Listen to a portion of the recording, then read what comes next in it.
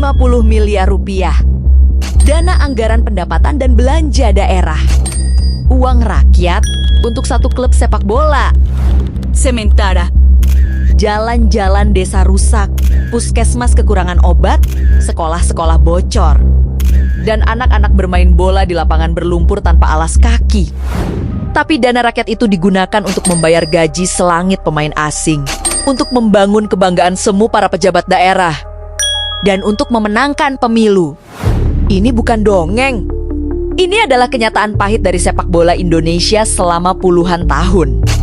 Ini adalah kisah tentang bagaimana uang rakyat, ambisi politik, dan keserakahan telah menghancurkan olahraga yang paling dicintai di negeri ini. Dari ketergantungan APBD hingga sanksi FIFA, dari dualisme liga hingga batalnya Piala Dunia, dari mafia bola hingga jalan menuju kemandirian. Ini adalah sejarah yang harus diketahui setiap pecinta sepak bola Indonesia. Untuk memahami akar dari semua masalah ini, kita harus kembali ke masa sebelum tahun 2011. Di era itu, mayoritas klub di kasta tertinggi kompetisi sepak bola Indonesia menempatkan pemerintah daerah. Mekanismenya sederhana, dana dialokasikan melalui pos hibah atau bantuan sosial di APBD, disalurkan melalui Komite Olahraga Nasional Indonesia atau KONI, lalu masuk ke rekening klub. Sistem ini menciptakan zona nyaman yang mematikan. Pengurus klub tidak perlu repot mencari sponsor, tidak perlu membangun basis bisnis yang mandiri. Cukup dekat dengan bupati atau wali kota, maka dana akan mengalir.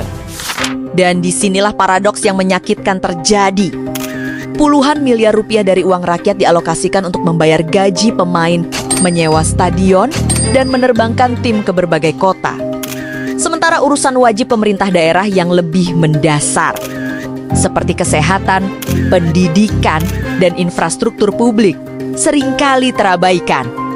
Para peneliti hukum dan ekonomi menyebut masa ini sebagai era jahiliyah dalam manajemen sepak bola nasional. Tidak ada standar nilai kontrak yang jelas, tidak ada transparansi laporan keuangan, tidak ada audit yang ketat. Dana rakyat mengalir bebas ke klub sepak bola tanpa pertanggungjawaban yang memadai. Perjalanan regulasi yang panjang dan berliku dimulai dari sini. Tahun 2007, Permendagri nomor 59 masih membolehkan dana APBD mengalir melalui KONI. Tapi di tahun yang sama, surat edaran Mendagri mulai menegaskan larangan. Kemudian pada 2011, titik balik. Permendagri nomor 1 tahun 2011 menetapkan larangan total penggunaan APBD untuk klub sepak bola profesional. Larangan ini dipertegas lagi oleh Permendagri nomor 22 di tahun yang sama. Status APBD untuk sepak bola profesional resmi menjadi haram. Dan baru pada 2025-2026 muncul wacana untuk mengizinkan dana APBD secara terbatas hanya untuk klub amatir di Liga 3.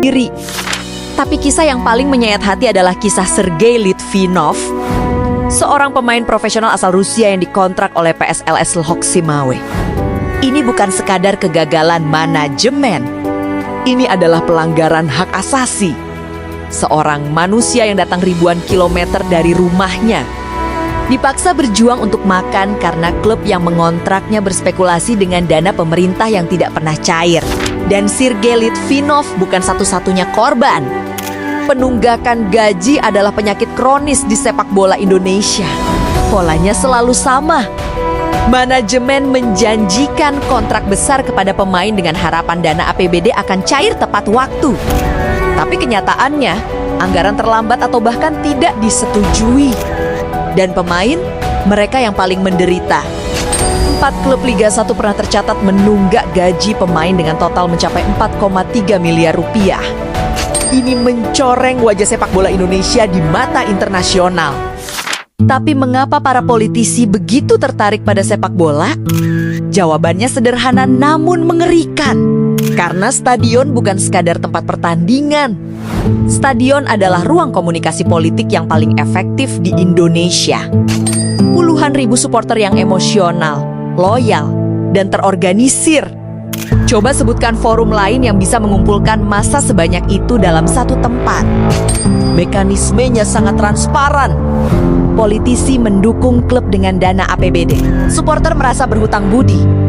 Dan ketika pemilu tiba, supporter menjadi mesin suara yang militan. Contoh kasus pertama, Pilkada Kota Bandung 2008. Dada Rosada memanfaatkan Persib sebagai simbol identitas budaya Sunda untuk memperkuat basis elektoralnya. Kasus kedua, Pilkada Kabupaten Bogor. Rahmat Yassin membangun hubungan patron klien dengan supporter Persikabo hingga dijuluki ayah oleh fans. Kasus ketiga, Pilkada Jakarta. Hampir setiap calon gubernur mendekati Dejak Mania sebagai kekuatan sosial yang strategis. Dan kasus yang paling gamblang, Yoyok Sukawi di Semarang. Membangun modal sosial melalui Persis Semarang dan Panser Biru untuk memenangkan pemilihan legislatif. Pola ini terus berulang di seluruh Indonesia. Dan akibatnya, ketika sang patron politik kalah atau tidak lagi menjabat, klub yang dia sokong seringkali ditinggalkan dalam kondisi keuangan yang hancur. Periode 2011 hingga 2017 adalah era tergelap dalam sejarah sepak bola Indonesia. Perpecahan di tingkat elit PSSI melahirkan dua kompetisi yang berjalan bersamaan. Indonesian Premier League di satu sisi, Indonesia Super League di sisi lain.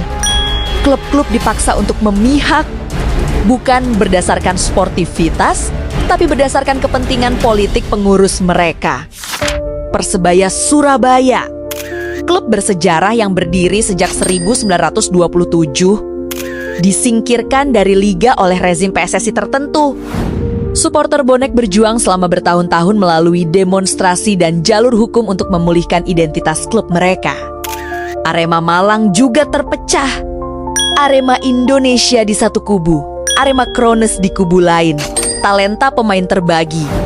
Supporter terpecah dan hingga hari ini, perdebatan tentang Arema yang asli masih menjadi bara dalam sekam di kalangan Aremania. Dan korban terbesar dari dualisme ini adalah tim nasional Indonesia. Pemain dari salah satu liga seringkali dilarang membela negara. Bayangkan pemain terbaik Indonesia tidak boleh bermain untuk negaranya karena perebutan kekuasaan di tingkat elit. Peringkat FIFA Indonesia anjlok.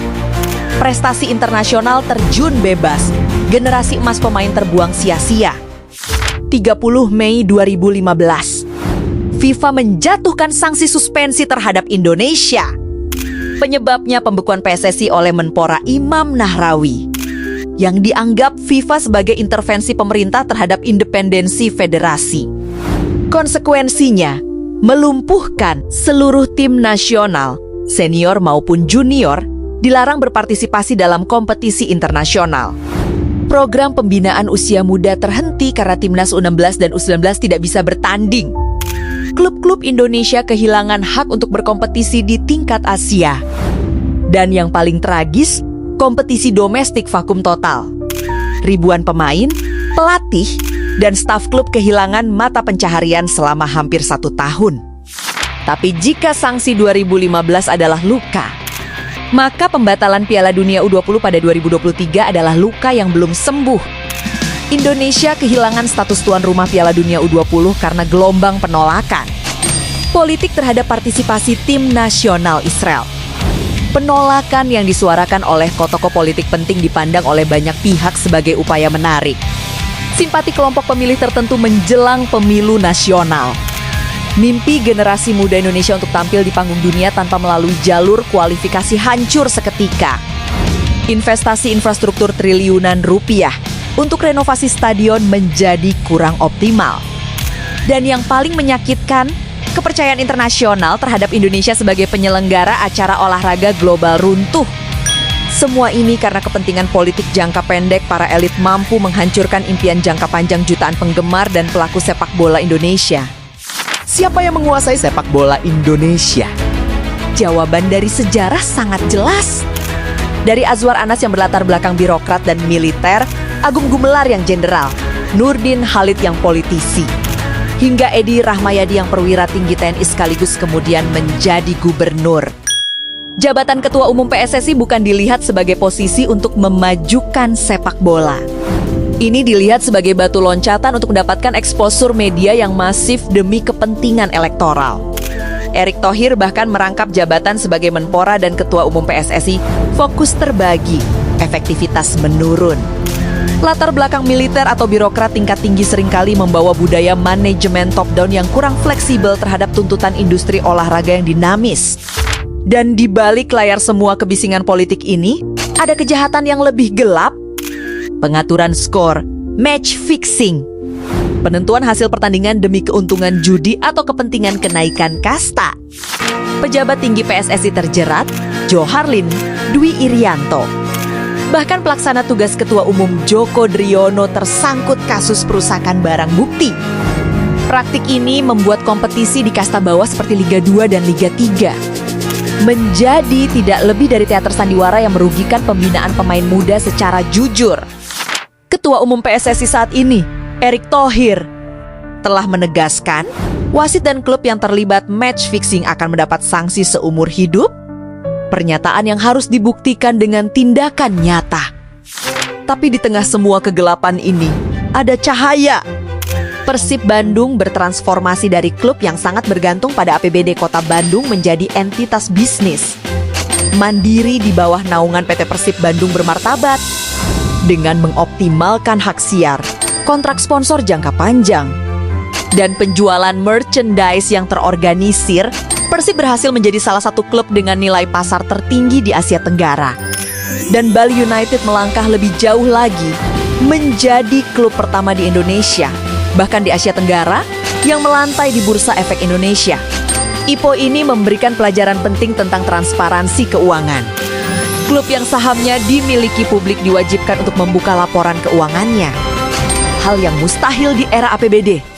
Erick Thohir juga membuka wacana baru yang menarik. APBD diperbolehkan secara terbatas untuk klub amatir di Liga 3 dan pengembangan akar rumput. Tapi untuk Liga 1 dan Liga 2 dilarang keras. Tujuannya jelas, menghidupkan kompetisi lokal di tingkat kecamatan dan kabupaten agar talenta baru terus bermunculan tanpa membuka celah politisasi di level elit. Tapi ada satu peringatan yang tidak boleh diabaikan. Kebijakan naturalisasi pemain yang dilakukan secara masif memang memberikan dampak instan bagi prestasi timnas. Tapi beberapa pihak memperingatkan, jangan sampai ini menjadi politik prestasi jangka pendek yang mengabaikan investasi pada pembinaan pemain lokal sejak usia dini. Prestasi yang dibangun di atas fondasi pemain diaspora memang membanggakan.